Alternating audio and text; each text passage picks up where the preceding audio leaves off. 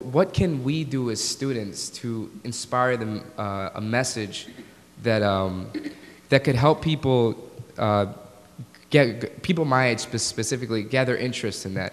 What do you think? What can I do as a student to make people aware of things like this? And not only that, but not see them as mere pitiful events that are unfortunate, but something that they can interactively participate in and possibly change. Very good. Raul? The entire idea of the play was that if the play can raise more questions, if the play can raise new questions, and if the play can engage the public into a conversation, then it will definitely add to the pressure that the corporations must feel. So what I would say is action like that would amount to a better citizenship, participatory citizenship. And I would add, one of the things that you all have that we didn't have when I was going to school is the social network.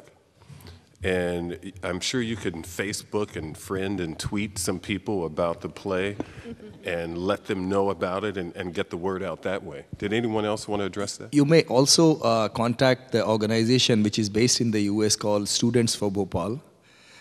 If you Google them, get in touch with them and see the level of activities that they have done. Just adding a little bit to what Rahul said, this is very heartening to see that students here, students in the United States, who were, most of you would have not been born at the time of Bhopal, just that you understand and you acknowledge that human experience cuts beyond boundaries, beyond region, beyond race, and all the other variables that we have in our world. This is extremely heartening to know that this is how we get our communities empowered and engaged. Very good. I think also going beyond just the Bhopal incident, I often encourage my students, because I hear this a lot from students, it seems overwhelming, I feel helpless, I don't know what to do, and I talk to them about, simple, small choices in your everyday life can make a huge difference. And no, you can't change all of your behaviors or all of your actions, but if you can identify a few things that you can do that exhibit, more social responsibility, and environmental, lessening the environmental impact, your generation and college students in general are a very powerful group. And when you start to kind of have a cultural shift of the norms among your friends, that momentum really spreads. And people start to change, their behaviors and their actions, and the cumulative effect of that can be a very powerful tool. This young lady had a question. Hello, good evening. I'm a graduate student in sociology here at Illinois State, and being in sociology, I turn a critical eye to all the issues I'm faced with. So my question is in response to Dr. Fitzgibbons and Ms. Cardinal's presentations.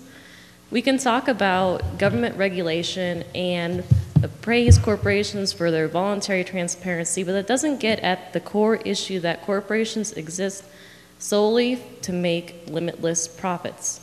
How do you respond?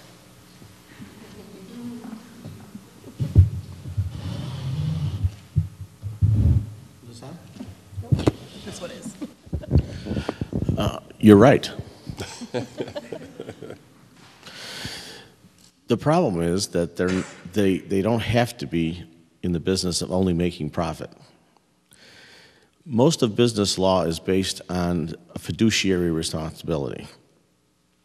That is, that principals hire agents to work for them. So management works for the shareholders. At least that's the myth, as I tell my students. The mythology is that shareholders are in the driver's seat. They're not really, because it's an issue of ownership versus control. Management has the control. Shareholders, especially in a speculative capitalism like we have now, where people are in and out of the stock market, sometimes in a moment's notice, There is no such thing as long-term investing. I shouldn't say no thing. There is much less interest in long-term investment. So you're absolutely right. The only problem is that when you look up the definition of fiduciary, which I've done, I've looked in 16 places for a definition of fiduciary, and they never talk about maximizing profit. Not one of them. They talk about faith, care, trustees, honoring, taking care of, all the things that management can do in the name of the shareholders, but don't. And so I think the answer to your question is, for me, is requiring managers to act in more responsible ways when they make those decisions. And the way to do that is for boards of directors to get out of bed with management and to take their job seriously, which many of them are starting to do now that we've gone through this recession. I'll stop there. It's funny because I had a similar experience. I looked up business, corporation, and a number of other, and I found nowhere where it said maximize profit, that it solely exists to maximize profit. It's a construct that we have viewed, and that's what the traditional business education is taught. What needs to happen, not only engaging management to make better decisions, we need to educate our future business managers to how to make these better decisions. And I would also argue, I'm a big proponent of socially responsible investing. So although your shareholders are, in theory, they're the owners, but the board of directors is making all the decisions, shareholders can have a strong impact. And this goes to the other student's question. When I was in grade school, South Africa, apartheid was a huge issue. And one of the major driving forces behind that change, at least in corporate America, were college students protesting on their campuses because their endowments were invested in companies supporting apartheid. There are college campuses and students across the country that are forcing their endowments to withdraw from corporations that have activities in Darfur, in Burma, throughout Sudan, throughout many countries with human rights violations, or corporations that have atrocious environmental records. Students have that power to demand that their endowment be reflective of their values in the world that they want to live in, and that students get noticed. Take a look at what's happening in the Middle East today. When you stand up and use your voice, that does affect change. If I could just say one thing on that. One of my favorite quotes is from Robert Kennedy Jr., and Dale, I think you helped bring him here, when he spoke on campus. And he's started corporations, and he said there's nothing wrong with corporations. They are very good at what they do. They're a great invention. The problem is you have to keep them away from government. And the problem is when the corporations get blended with the government needs to be that moral compass. We hope corporate managers also have their own moral compass, but once they're blended with the government, once they're not operating independently from the government, then you wind up with very serious problems. This gentleman had a question? Yeah. I feel a little like that the idea of profit, right, which is revenue less costs. So part of the problem is that we're not really recording all of the costs of a lot of these activities, right? And that's part of what you were talking about when you talked about making corporations report the chemicals that are on hand, right? Because there's a cost, there's a risk to having that chemical present, and therefore we're understanding the cost, and then that keeps them from doing it, right? So when you buy something at Walmart that seems impossibly cheap, when you pick up this little piece of electronics or whatever, and it costs 50 cents, and it goes against all reason that it could possibly have cost that little to produce that item. The reason it costs so little is because something's being leveraged in that little country somewhere on the other side of the world where it was produced. The labor is being leveraged, the natural resources are being leveraged, the pain of the people is being leveraged in order to make that product at So how do we include those costs into what profit means? Are you talking about a socialist revolution? I'll be outside. That's free market. That's free market. Anybody want to answer that? I'll just say I agree with you totally, and if any of my students are in the audience, you know what I'm going to say. Externalities. When you make a product, you make a service, you create costs that you don't end up paying for. You're cheating the free market system. It's the same as theft. If we let companies make profit by stealing from others, we'd say that's crazy. You got to stop it right away. You're cheating the free market system. And it's exactly the same thing with environmental externalities, imposing burdens on workers that you don't pay for. It's cheating the free market system. So to have a free market system that really works, we have to work towards making companies pay for the cost that they actually create through their activities. The market will actually work better under those conditions. I maximized the microphone, apparently. Along the externalities, and that's one of the slides that I put in there as far as the triple bottom line accounting. PricewaterhouseCoopers actually has developed triple bottom line accounting standards to go into corporations. So you can look online and you can actually find accounting standards to account for the environmental externalities, to account for the social impacts. So it does exist to do this. It's just not currently being demanded. It's more of a best practice and it makes us look good. So we need to demand that legislators start requiring that. One of the things that we talked about at the talkback on Saturday night after the show was the problem of corruption, particularly in India with the compensation that was allotted for these survivors. And I guess I was wondering what wisdom you might have for us about the idea of corruption. How can we deal with it from each of your backgrounds? Mudita?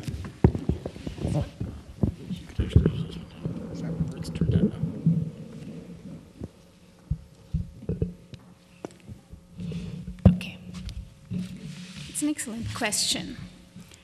When I was talking with my family members who went through all of this, and they were narrating that approximately for this particular incident at Bhopal, the approximate population at the time of Bhopal was nearly 500,000.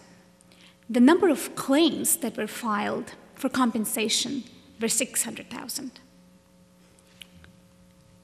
Now, again, people may have had some, guests, and there are so many things that happen in between. But the fact that we want to deal with corruption, it is extremely important because government, you see, in this particular case, was the conduit between the people and the corporation through which the money flowed, whenever it did, which took a long time. And in order for us to see better results, better efficient disbursement of compensation to deal away with corruption, yes, again, it just points back to again, a couple of things. The first is values, like values we need in business, but we also need values in governance, right? The other thing is we want to try and find a way to do this efficiently, because when we talk about India or any other place which has a lot of people, we deal with lots and lots of issues in terms of trying to manage those kind of resources, the kind of numbers that we have. Right? So again, a couple of things, values and efficiency in management, whether that's government or corporations, again, two things.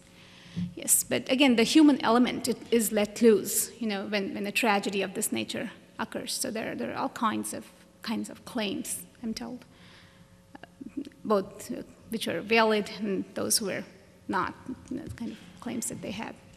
Yes. Sure. Just in answer to this question and to the question that Mark raised earlier, I think that corporations are there because there is an absence of law and regulation.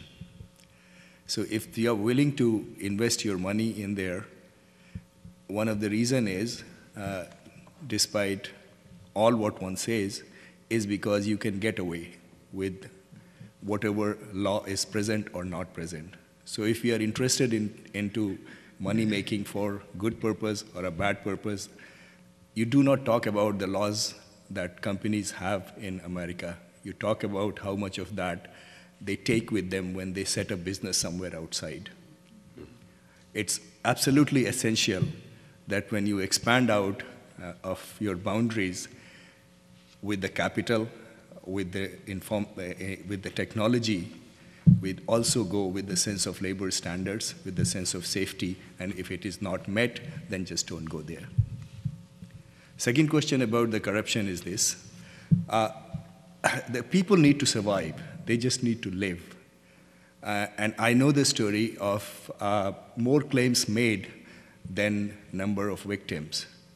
But that's not corruption. That's people's need to somehow survive. The corruption is at a level of the collusion that is between the government and in the corporations, between the judiciary and the administration. That really is the corruption. We need to address that, and we are not. We are shying away from that under various technical terminology. We're forgiving them. We should not. So you don't want the focus to be shifted away from the corporate responsibility? I think the word corporate responsibility almost gives an impression that, in fact, there is corporate responsibility. Oh, I'm sorry. Corporate irresponsibility. Yeah. Give us the examples. Make some examples of corporate responsibility. Don't use the word only.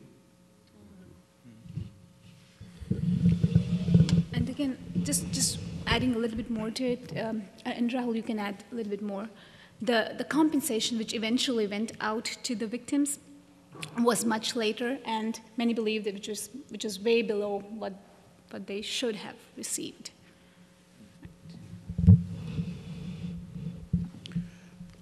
At the risk of becoming the skunk at the party, I've been speaking informally to students for the last week and a half, trying to get a sense of whether they know about the Bhopal disaster. And the short, depressing answer is they don't. They just don't. I maybe talked to 15 students and none of them had ever heard of it, not one. Maybe I should have talked to 16. And my question is, do we only know what corporate-owned media wants us to know? And is there any way to break through that? Because the powerful voice of the college student is mostly, I think, being used to talk about things that corporate media wants them to talk about. And is there no way to break through that? Can we leverage the web? Can we leverage something to get around the media? And incidentally, corporate-owned media is doing its very best to corporatize the web as well. What can we do so that if we talk to 15 college students, they might have heard of this? I think I can answer that question. What I was saying earlier was back in 1982, I want to say, President Reagan deregulated radio stations from minimal percentage requirements for news and public affairs. As a consequence, radio news died for the most part, and it was consolidated to where you had a few owners of a number of stations. And out of that, actually, the conservative talk movement grew. That was one of the consequences of that. Nowadays, and I have to be a little careful about what I say, I'm the president of our television union, AFTRA, and we are presently in contract negotiations. We are working without a contract. And one of the reasons why we're working without a contract is because some of the provisions that were put on the table by the company basically were there to bust the union and to gut our jurisdiction.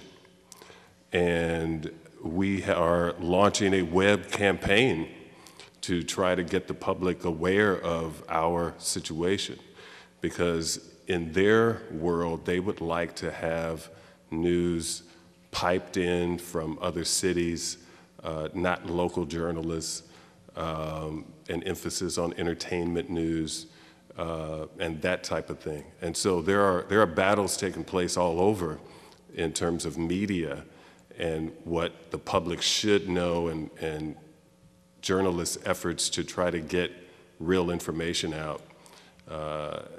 That's why I was encouraging the young man, whatever students can do to empower themselves and promote their own media, create their own media, that's beautiful, because at a grassroots level, those of us who are in the business are going against the grain of what corporations are doing or what corporate-owned media is doing.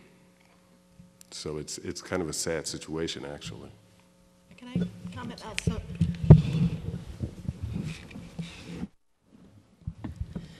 I appreciate the comment, because I do think it's a very valid issue, and I want to just make a couple of comments that as a campus community, we are working hard to try to infuse elements of sustainability and broader environmental issues across the curriculum. Enid Cardinal, as the director of the Office of Sustainability, has been working with the Center for Teaching and Learning to try to reach out to faculty across campus to engage us around these issues, and regardless of what our discipline may be, trying to find ways to infuse these issues. And maybe it's not Bhopal specifically, but issues that do relate back to the core element of environmental justice, basic human rights as they relate to environmental issues, issues of sustainability. There's a lot of ways that we can do that. And so I think it also needs to come from faculty in terms of making it a priority to introduce these issues and concepts into our curriculum. And I'm happy to say that I think the momentum is starting to build among faculty regarding these issues and trying to infuse them into our curriculum so that students are at least brought to the awareness of these issues, again, regardless of what their major. Obviously, if you're in environmental health, your exposure to these issues is going to be at a much higher level. But we want to reach out to all of the students and not just those within a particular discipline or a particular major. How do you fight what some people have termed cause fatigue, where I talk to some students and they say, well, we have Hurricane Katrina and we had the earthquake in Haiti and we have these other causes, and to a degree, when you talk to them, it appears that they are numbed or growing numb to disasters in the so-called third world. Go ahead. No, go ahead. I encourage students to find an issue or two that maybe they can find a personal relationship or relevance to. I encourage them to also acknowledge that you cannot be everywhere and you can't be deeply involved in every issue, but rather if you can make a difference in a couple of issues, get involved in those and get involved with some depth and some commitment to a few core issues that resonate most deeply with them. How can they find a connection to that, if it's a family history, if it's a cultural or connection? I think that helps, because it definitely, and I feel that too sometimes, you're overwhelmed by the amount of information and it feels like you can't make a difference. This gentleman had a question. Yes. My name is Raleigh Turner. I'm interested in the theater department here, and I'd like to thank you for your beautiful play, and the theater department for producing something like that and incorporating the influence that the arts can have, and for all of you for being here. My question is kind of a follow-up to what many of you just responded to, in terms of there have been examples in the past where the public has had an influence because corporations are about the bottom line. And with tuna, and I won't mention the corporation that was involved, but you know, that precedes, as Bhopal did, the memory of most of the people that are living on the earth today. With the mother who was so tragically depressed when her child was killed by a drunk driver. There wasn't the network then, like there wasn't back in Bhopal. But she began a movement single-handedly and with the help of her friends, and through pressure was able to cause legislation to be passed because of the organization called MAD.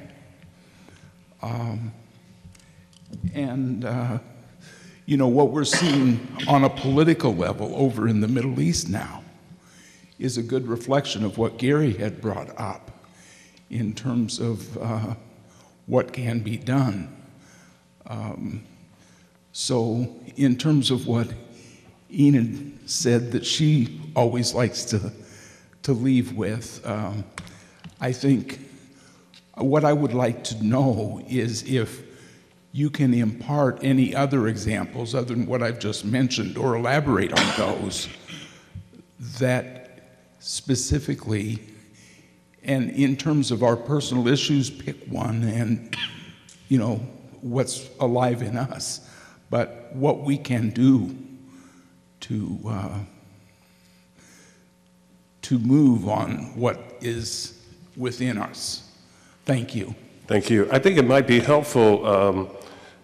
Rahul had given a website that people could go to, and maybe if you all get your pens out and pads, maybe if we could just get some websites and some links that people can jot down where they can connect, if anybody knows some offhand. Well, I think one of the easiest one is the Students for Bhopal. And I talk to them on a very regular basis. I think if you typed up on the Google, the Students Bhopal, for Bhopal, you'll get to that. Bhopal.org will also lead you to the information. There's an organization in India called Sambhavna Trust, SAMBHAVANA. It means hope. And this is run by people, actually it's run by a friend of mine who was actually an engineer. And after that night, he quit his profession and now has become part of this NGO and completely dedicated to that. But, you know, the thing here is that some of the things that I would be talking to you is from the perspective of a playwright. I think that I actually owe this play to the victims of the Bhopal or the survivors of the Bhopal, because they have given us, even in their demise, a spirit to go on. And the help that people have received in Bhopal is not from the government, it's not from the corporations, it's not from the judiciary, it is from the people, it is from the NGO, it is from the civil society. So the people's participation, even people to keep talking about, has been very, very helpful. One of the things concretely could be done is a demand could be raised in the US to render some kind of a justice to absconder of justice, Warren Anderson. He's a free man, why so? All those deaths are on his resume.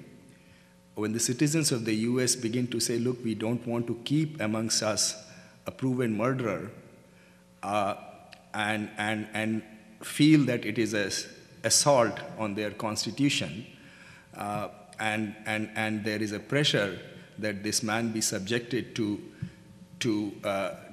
mass murders, as Pinochet should have been, as Saddam Hussein should have been. Why not him?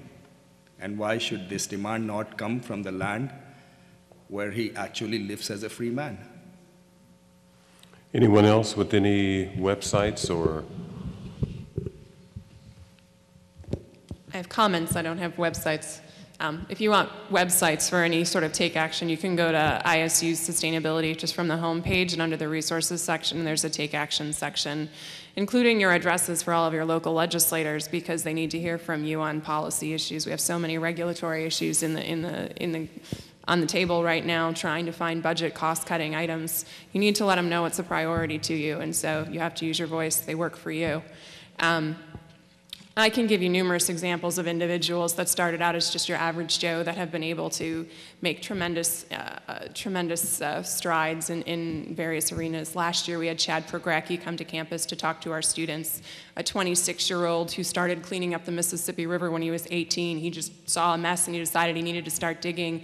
He's been able to secure tugboats in order to continue to do this cleanup, and now it's a program that he takes volunteers on. There's a girl that's just out of high school that's written a book on how to green your parents. There's, at any age, there's any number of things you can do. She's already a published author and has speaking engagements. The bottom line here is, and I hear it all the time, is what are you going to do? And we're sitting here pointing fingers at corporation and pointing fingers at government, but at some point in time we all have to take a personal responsibility. The play showed very clearly how every individual in that play had a responsibility. We're all consumers, so we should choose who we consume from and what we support and how we live our lives. But before we start pointing fingers at other people, we have to be able to live with ourselves and look at ourselves in the mirror. Excellent. I'd just like to add to Enid and quote Gandhi. We all want to be the change that we want to see in the world. And again, we don't really need to go outside to the developing world. I mean, we can if we want to, but we have an oil spill, right? We have so many other pressing issues here. So again, it's up to us now to take a stand and again, whatever small effort, begin, right, essentially. Yeah, I want to pick up on something Joan said, but my question is to Enid. You have, in some ways, whether you like it or not, become the conscience of Illinois State. Every time I have a beer with you, I feel I should apologize first and then, have a conversation afterwards. We're talking about corporate responsibility, and Joan referenced the fact that faculty are now starting to talk about it. But I can't believe it's been that easy, Enid. Can you talk to that? If we, in what is somewhat a liberal institution like a college, how difficult has it been to move those ideas forward? Because if it is difficult here, can you imagine how much more difficult it is outside? Good point. Or easy. Good point, and the role of theater does come in well. I do have a theater background as well, so understanding how to talk to people, but also recognizing, I think an important thing for me has been understanding what people's motivations are. No one is acting, I might be, I actually do go outside and hug trees every once in a while, it makes me happy, but most people don't do that. So trying to understand what drives people, and most people, human rights do speak to most people. And most people, I believe, are genuinely inherently good and want the best for all people. Sometimes we make bad decisions, or sometimes the decisions we make end up hurting others, but I don't think that's ultimately what we set out to do. So just trying to operate under that philosophy, I've found a lot of success and found a lot of partners on campus. When I started here on campus, there was about 40 other professionals on college campuses. 3.5 years later, there's definitely well over 200, probably more than 300 at this point in time. And the economy hasn't picked up. If anything, it's gone down, and universities have made scarce dollars available. And in the private sector as well, there are more and more people in my type of position in businesses and not-for-profits at the federal and in the global realm. So a lot of it is just having hope, and it is one conversation at a time. It's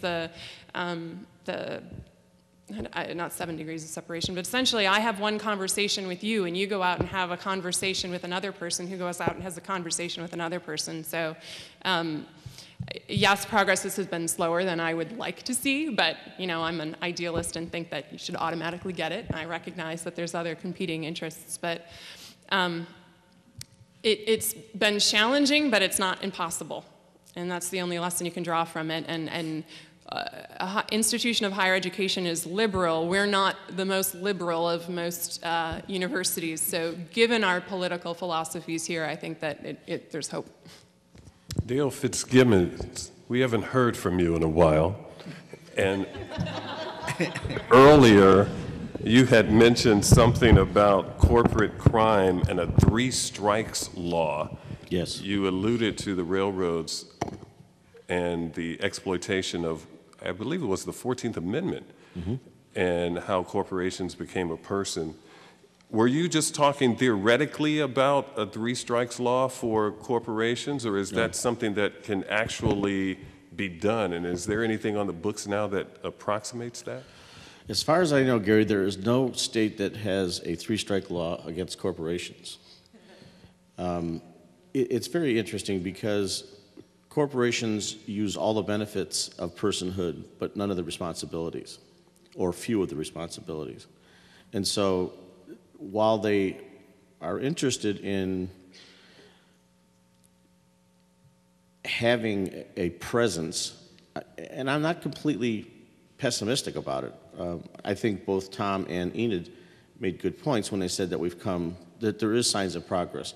And if you know anything about sociology and the social change movements, you know that that kind of stuff takes time, that you can't change deeply seated problems overnight. But no, I don't think there is one, and I think there should be a 3 strikes law. We have them for individuals.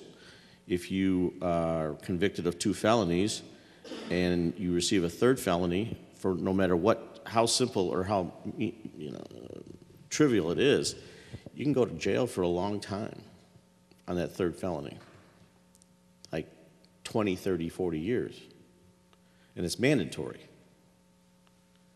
There's no such animal for corporations, but yet they have freedom of speech, freedom of privacy, the right to privacy. They have many of the same, well, even with the Federal Election Commission recent decision in January 2010, they now have the right to unfettered contributions to political elections. There's one thing that most people don't realize is that during World War II, we were anti-fascists. Mussolini was the leader of the fascist party in Italy. And when you look up the definition of fascist, you find out that fascism, by definition, is the marrying of corporations and government. I would contend and submit to you that we are already a fascist state. That seems a little harsh, but when you understand how much business is in the pocket of government through political action committees and through campaign contributions, there's no other way to define it. It's a fascist state, if by fascism you mean the marrying of corporations and government. Most of our political leaders are bought and sold, even the more ethical ones. An example of that, I've just recently had a discussion with some of my students about genetically modified foods. And if you look at the U.S. Department of Agriculture, and you can do this historically, you look at people who are in the politically appointed positions of power, they are almost unanimously former executives of Monsanto, Monsanto being the biggest offender, I guess. And so, but you see that pattern, and that's just one example of where you see these people put in positions of power within the government structure, yet they have a corporate affiliation, they have a that relationship with that corporate entity, and they have those responsibilities and those favors. There's that assumption that they will work to benefit that corporate entity, even in their non-corporate position. Dr. Beamer, you're an optimist, though, right? It's not all bad. Well, I try to be an optimist. I mean, once you get to the point that it's all bad, then, well, what's the point? So, yeah, I mean, you just got to keep trying to make every day better. So, You had a question? Hello again. A couple of you have been talking about the idea of voting with your dollar as a way to encourage corporate responsibility by not purchasing products from a company you don't agree with their practices or buying in their stocks. I see a few problems with this. People oftentimes don't know the practices of companies. If they know, they don't care. The people who know and care are those who are most negatively impacted, and they can't get away from the situation. Environmental racism is not a disputed phenomena anymore. So if the people in power are the ones who have the power to choose what they buy and what stocks they buy, can we really say that voting with your dollar is an effective way to push corporate responsibility? Arguably, those under 25 are probably the most important market sector, and they actually probably spend more dollars in the economy than most others. And Dale, you can probably give me statistics, but and discouragingly, I think your primary school kids are now the new target audience for things to spend your money on. So if we can't necessarily get everyone to educate themselves on all corporate practices, which is utterly impossible if you're trying to make a snap decision and you need to run into the store, but be overly aware of the majority of corporations you want to avoid, then talk on a scale of public health. Parents will avoid products that have lead in them. Parents will avoid products that have scary chemicals in them. Students and the younger generation that's influenced by popular media will buy products that Joe Schmo on the red carpet last night endorses, and fortunately, many of them can afford to make the statement. So it's not a perfect system, and when we get to that absolutely worst case scenario, I take a look at what's happening in the Middle East, and there's still that hope of we still could rise up when it comes to it, and we have to. People still ultimately will have a power of the voice, but hopefully we can use education first. I mean, we are an institute of higher ed. Excellent. Yeah, very good, Anita. I just wanted to reiterate the power that parents have, especially, and we want to, do so much more in that realm. And we can begin by teaching kids how to read nutrition labels, and adults, kids at heart, also. So. Yes, so to begin with, and to be a better consumer for every single thing, not only just food. So. Your question? Well, I have first a comment on the last question, and that is I have a bigger problem with the idea of voting with your dollar, and that is I think it's a huge reduction of what it means to be a citizen or a resident living in a democratic society where we should be pointing fingers at the government, because the government exists for us and it's supposed to be by us and of us. And I haven't heard anything about collective action or what we can do as groups of people. I've only heard about individual minor changes in behaviors and reading nutrition labels and buying from certain companies who are more responsible than other companies. But what else can we do? What about there being a public sphere? What about real robust democracy besides just voting every 4 years and voting with our dollars? That's my question. Organizing people in a group? I think that's a very valid point, and as I think I was trying to get at this a little earlier when the first student asked the question about what can he do, certainly the individual choices we make have a lot of power, but I think, especially speaking to college students, there's a great deal of influence by cultural norms and social norms and kind of doing what everyone else does, and those individual choices can cumulatively add up to collective action. Things like the norm that all freshmen come to campus and bring a car when they don't really need a car. And so if we can start to change the culture of, the college campus as an institution, it starts with individual action, but then it starts to spread and you get that momentum of social action where it suddenly becomes really not cool to bring your car to campus anymore. And that's just, one example.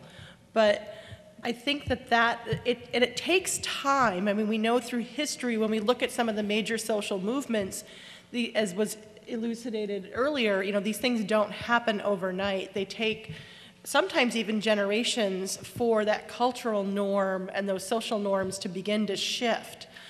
But it does start with that individual action and then spreading that to others and talking to people about their choices and why are they making them and educating them on alternatives to that. And then forming groups such as the Students for Bhopal, coming together for a common interest or a common value. And over time, that momentum will build and you will see some social change and social movement that has an impact. But it does take time, and I still believe it does start with an individual commitment to that change. And your dollar is one way to show that commitment, but there are many other ways as well.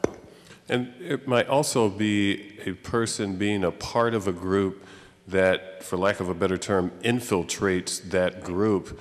When I was in school, we had a fraternity, and over time, some very dominant members of the fraternity would shift the fraternity's focus in terms of what we did. If the party guys were elected as president or vice president of the fraternity, then that's what we did that year. But if the socially conscious guys were elected president or vice president, then we did some community service. A lot of fraternities and sororities do medically related community service projects, very viable, runs for March of Dimes or St. Jude Telethon or, that type of thing. And so, yeah, if someone was a part of that organization and made Bhopal or some other cause important and they valued that, then that organization then shifts its focus in terms of what it does. I was just going to say, I've been focusing on personal responsibility, partially because although collective action is extremely important, we need someone to lead the collective action. So what we need is a culture of leaders so that they can guide those collective groups in the right direction. There's some great examples locally in this community of collective action that's going on, and addressing environmental justice and access to food. We have an incredible community gardens initiative, especially on our south side, the west side of Bloomington.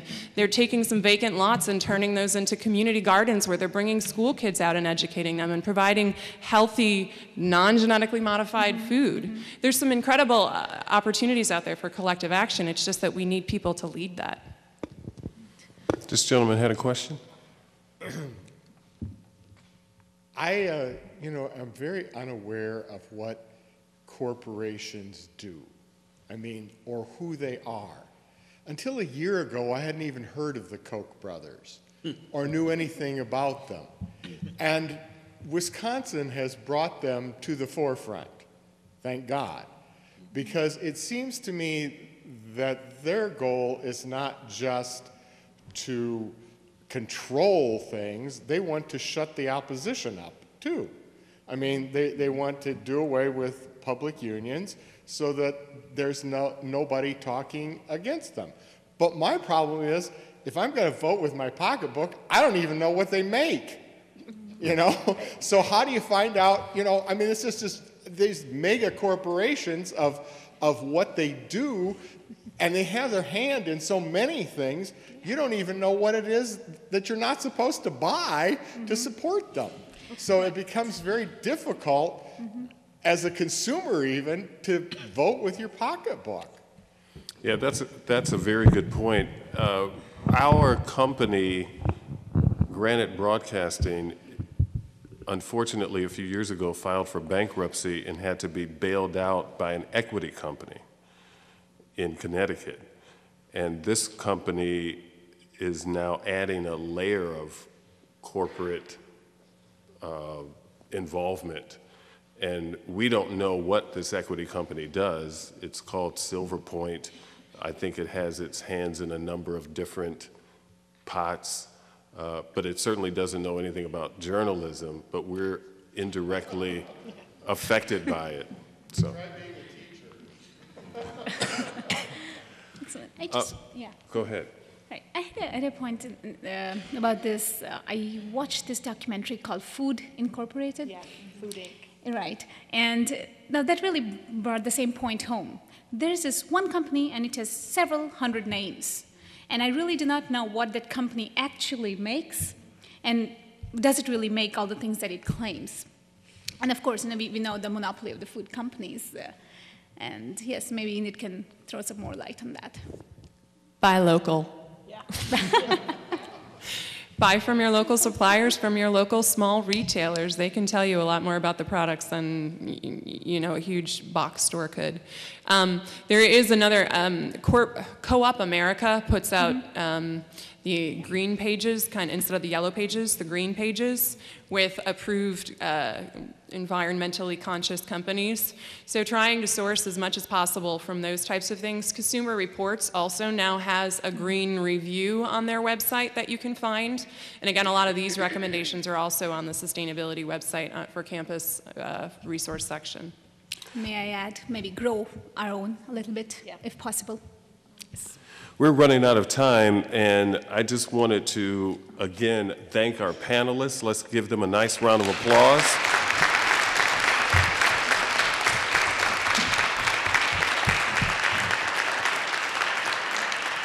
Hopefully, you all have come away with a lot of information. You've taken good notes.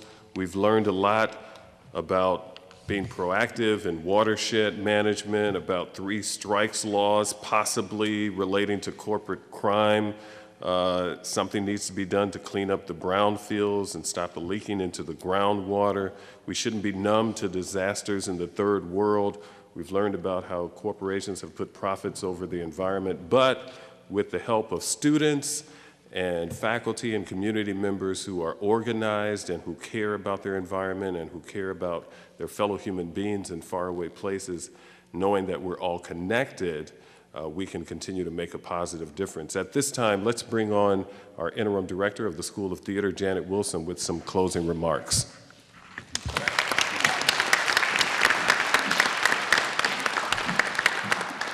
I just want to thank everyone for attending. I want to thank our panelists and Gary for moderating. And I hope you're hungry because there's a lot of food set up in the lobby. So we look forward to more informal chatting in the lobby. Thanks again.